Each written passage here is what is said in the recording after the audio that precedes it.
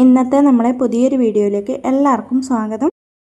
ഇന്നത്തെ നമ്മളെ റെസിപ്പി അരിപ്പൊടിയും അരിയൊന്നും ഇല്ലാതെ തന്നെ നമുക്ക് നല്ല സോഫ്റ്റായിട്ട് ചെയ്തെടുക്കാൻ പറ്റിയ ഒരു അപ്പത്തിൻ്റെ റെസിപ്പിയാണ്. അപ്പോൾ വീഡിയോയിലേക്ക് കടക്കുന്നതിന് മുന്നേ ചാനൽ സബ്സ്ക്രൈബ് ചെയ്യാത്ത കൂട്ടുകാരെല്ലാം ഒന്ന് സബ്സ്ക്രൈബ് ചെയ്ത് സപ്പോർട്ട് ചെയ്യണേ. എന്നാൽ ശരി, നമുക്ക് വീഡിയോ കണ്ടു നോക്കാം. അപ്പോൾ ഇത് ഉണ്ടാക്കിയെടുക്കാൻ വേണ്ടി നമുക്ക് ആദ്യം തന്നെ ഒരു പാത്രത്തിലേക്ക് 250 കപ്പിന് 2 കപ്പ് വെള്ളം ഒഴിച്ചു കൊടുക്കാം. ഫ്ലെയിമൊന്നും ഓണാക്കി കൊടുത്തിട്ടില്ല. ഇതുപോലെ 2 കപ്പ് വെള്ളം ഒഴിച്ച് കൊടുത്തതിന് ശേഷം ഇതിലേക്ക് 3/4 ടീസ്പൂൺ ഉപ്പിട്ട് കൊടുക്കാം. ഇനി നമുക്കിതിലേക്ക് 250 കപ്പിന് 1 കപ്പ് റോസ്റ്റഡ് റവ ചേർത്ത് കൊടുക്കാം. നിങ്ങളുടെ കയ്യിൽ റോസ്റ്റ് ചെയ്യാത്ത റവയാണെങ്കിൽ ഒന്ന് റോസ്റ്റ് ചെയ്തെടുക്കണം. ചെറുതായിട്ടൊന്ന് റോസ്റ്റ് ചെയ്തെടുത്താൽ മതി. ഇനി ഇതിലേക്ക് നമുക്ക് 1 ടീസ്പൂൺ ഓയിൽ ഒഴിച്ച് കൊടുക്കാം. ഇനി നമുക്കിതുപോലെ നന്നായിട്ട് തന്നെ ഒന്ന് ഇളക്കി യോജിപ്പിച്ച് കൊടുത്തതിന് ശേഷം ഇനി ഫ്ലെയിം ഓണാക്കി കൊടുത്തിട്ട് ലോ ഫ്ലെയിമിൽ വെച്ച് കൊടുത്തിട്ട് വേണം ഇത് വേവിച്ചെടുക്കാൻ. ഈ റവ നമുക്ക് ഫ്ലെയിം കുറച്ച് വെച്ച് കൊടുത്തിട്ട് നന്നായിട്ട് തന്നെ ഒന്ന് വേവിച്ചെടുക്കണം. നമ്മൾ ഈ സമയത്ത് ഫ്ലെയിം ഹൈ ഫ്ലെയിമിലൊന്നും വെച്ച് കൊടുക്കരുത്. ഫ്ലെയിം കുറച്ച് വെച്ച് കൊടുത്തിട്ട് തന്നെ നമ്മൾ ഇതുപോലെ തുടർച്ചയായി ഇളക്കി കൊടുത്താൽ മതി. കൈവിടാതെ തന്നെ നമ്മൾ ഇതുപോലെ തുടർച്ചയായിട്ടൊന്ന് കുറച്ച് സമയം ഇളക്കി കൊടുക്കണം. റവയെല്ലാം നമുക്ക് നന്നായിട്ട് വെന്തിട്ട് കട്ടകളൊന്നും കൂടാതെ റെഡിയാക്കി എടുക്കണം.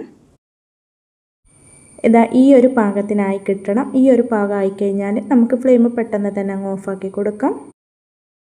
അങ്ങനെ ഇതിപ്പം നമുക്കിവിടെ റെഡിയായി കിട്ടിയിട്ടുണ്ട്. ഇനി നമുക്ക് ഫ്ലെയിം അങ്ങ് ഓഫാക്കി കൊടുത്തിട്ട് ഇത് നമുക്ക് കൗണ്ടർ ടോപ്പിലേക്ക് മാറ്റി കൊടുക്കാം.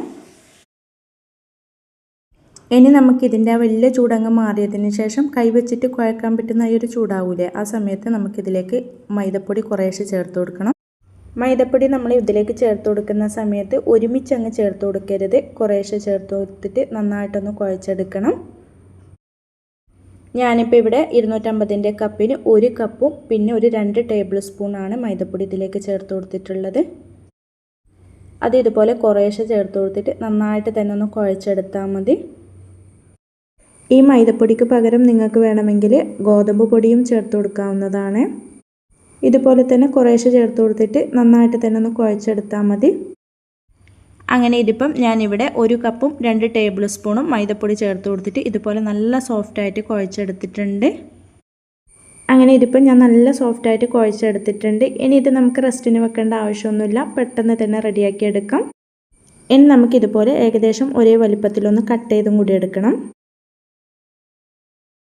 ഇതുപോലെ കട്ട് ചെയ്ത് കഴിഞ്ഞാൽ നമുക്കിത് ഓരോന്നും എടുത്തിട്ട് ഒന്ന് ഉരുട്ടിയെടുക്കണം. അങ്ങനെ ഇതിപ്പം ഞാൻ എല്ലാതും ഇതുപോലെ അങ്ങ് ഉരുട്ടിയെടുത്തിട്ടുണ്ട്. ഇനി നമുക്കിതിൽ നിന്നും ഓരോ ബോൾസ് എടുത്തിട്ട് കുറച്ച് മൈദപ്പൊടി ഇട്ട് കൊടുത്തിട്ട് നമ്മൾ സാധാ ചപ്പാത്തിക്കെല്ലാം പരത്തിയെടുക്കുന്നത് പോലെ പരത്തിയെടുക്കാം. നമുക്കിത് പരത്തിയെടുക്കാനൊന്നും ബുദ്ധിമുട്ടില്ല. വളരെ സിമ്പിളായിട്ട് നമുക്കിതുപോലെ പരത്തിയെടുക്കാൻ പറ്റും.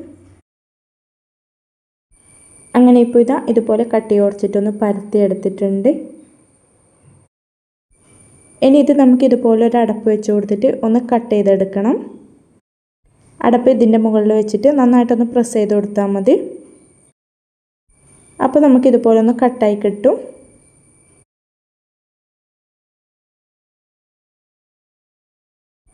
അങ്ങനെ ഇപ്പോൾ ഇതിപ്പോൾ നമുക്കിവിടെ കട്ടായി കിട്ടിയിട്ടുണ്ട്.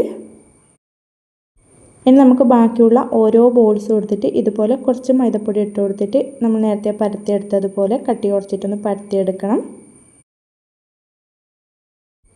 പരത്തിയെടുത്ത് കഴിഞ്ഞാൽ നമുക്കിതിൻ്റെ മുകളിലേക്ക് ഒരു അടപ്പ് വെച്ച് കൊടുത്തിട്ട് നന്നായിട്ടൊന്ന് പ്രസ് ചെയ്ത് കൊടുത്തിട്ട് ഒന്ന് കട്ട് ചെയ്തെടുത്താൽ മതി.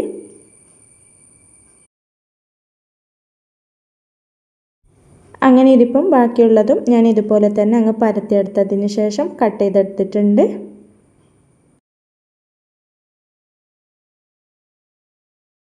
ഇനി ഇത് നമുക്ക് പെട്ടെന്ന് തന്നെ അങ്ങ് ചുട്ടെടുക്കാം. ഇത് ചുട്ടെടുക്കാൻ വേണ്ടി ഞാനിപ്പം ഇവിടെ ഒരു പാൻ സ്റ്റൗവിലേക്ക് വെച്ച് കൊടുത്തിട്ടുണ്ട്. ഇനി ഈ പാൻ നമുക്ക് നന്നായിട്ടൊന്ന് ചൂടായി കിട്ടണം. അങ്ങനെ ഈ പാൻ നമുക്കിവിടെ നന്നായിട്ട് തന്നെ ചൂടായി കിട്ടിയിട്ടുണ്ട്. ഇനി ഇത് ഓരോന്നും നമുക്ക് ഈ പാനിലേക്ക് അങ്ങ് ഇട്ട് കൊടുക്കണം. ഫ്ലെയിം മീഡിയം ടു ഹൈ ഫ്ലെയിമിൽ തന്നെയാണ് വെച്ച് കൊടുത്തിട്ടുള്ളത്. ഇനി ഇത് നമുക്ക് തിരിച്ചും മറിച്ചും ഇട്ട് കൊടുത്തിട്ട് നമുക്കിതൊന്ന് ചുട്ടെടുക്കാം. നമുക്കിതിൻ്റെ മുകളിലോട്ട് എണ്ണയോ നെയ്യോ ഒന്നും തന്നെ ചേർത്ത് കൊടുക്കേണ്ട ആവശ്യമൊന്നുമില്ല. ഇതുപോലെ നമുക്ക് നന്നായിട്ട് തന്നെ പൊന്തി കിട്ടും.